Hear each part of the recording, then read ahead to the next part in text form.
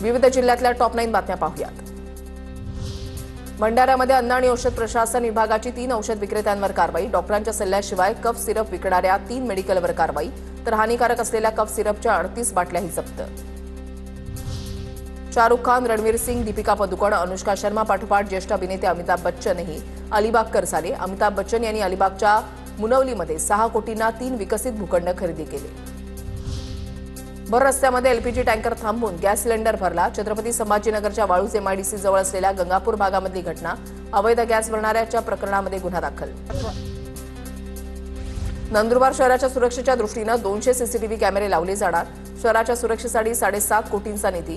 गेल्या अनेक वर्षांमध्ये शहरात सीसीटीव्ही लावण्याची होती मागणी। परभणीच्या पाथरीमध्ये 600 पूरग्रस्त कुटुंबांना संकल्प मानव विकास संस्थेचा मदतीचा हात। संस्थेमार्फत शेल्टर किट आणि रेशन किटचं वाटप।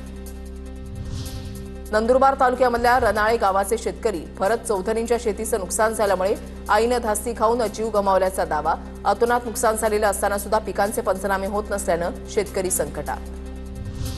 नंदुरबार जिल्हा परिषद आणि पंचायत समितीच्या आरक्षण सोडत जाहीर झाल्यानं इच्छुक उमेदवारांमधील उत्सुकता शिगेला।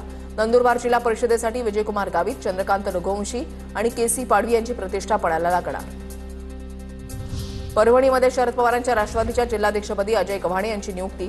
प्रदेश कार्यालयामध्ये अजय गव्हाणेंना शशिकांत शिंदेंच्या हस्ते नियुक्तीपत्र।